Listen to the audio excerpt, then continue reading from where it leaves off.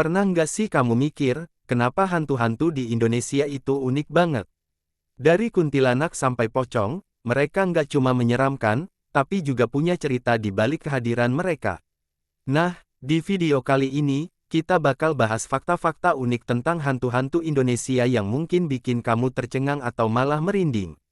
Siap, yuk, kita mulai. Yang pertama, pocong, terkutuk atau salah ritual.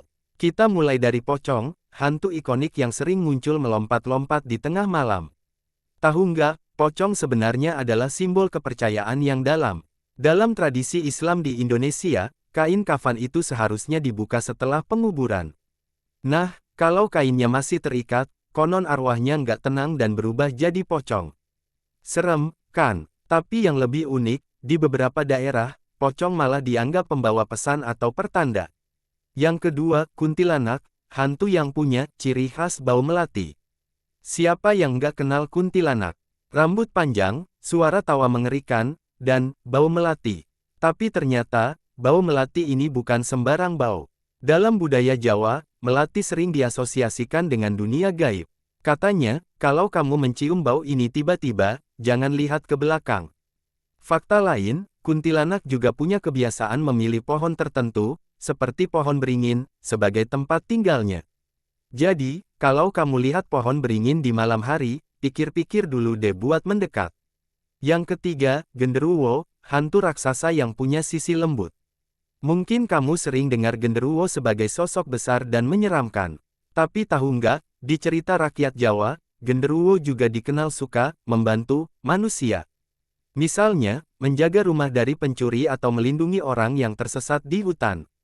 Tapi ya, jangan senang dulu, karena genderuwo juga terkenal jahil, bahkan suka menyamar jadi manusia. Yang keempat, leak Bali, seni mistis yang bikin penasaran.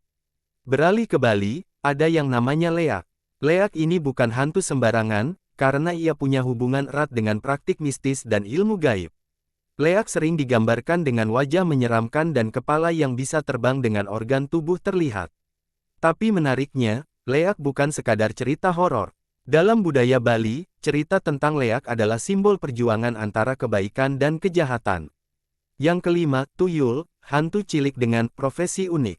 Siapa bilang hantu nggak punya pekerjaan? Tuyul adalah hantu kecil yang katanya sering bekerja, mencuri uang untuk tuannya. Tapi tahu nggak, tuyul sebenarnya punya pantangan. Konon, tuyul nggak bisa mengambil uang yang sudah disedekahkan atau yang disimpan di tempat suci.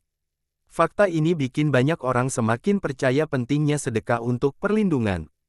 Dan yang terakhir, asal-usul Wewe Gombel, ibu yang terluka. Wewe Gombel sering disebut sebagai hantu penculik anak-anak. Tapi kalau kamu telusuri, cerita di baliknya menyedihkan. Wewe Gombel adalah sosok perempuan yang meninggal dengan rasa dendam karena kehilangan anak. Uniknya, ia sebenarnya melindungi anak-anak yang merasa diabaikan oleh orang tuanya. Jadi, Wewe Gombel adalah pengingat untuk para orang tua agar lebih memperhatikan anak-anaknya. Nah, itu tadi beberapa fakta unik tentang hantu Indonesia. Mereka bukan cuma bagian dari cerita horor, tapi juga warisan budaya yang penuh makna. Kalau kamu suka pembahasan kayak gini, jangan lupa buat like video ini, subscribe channel ini, dan nyalain loncengnya. Kita bakal bahas lebih banyak lagi tentang mitos, legenda, dan cerita horor yang bikin penasaran.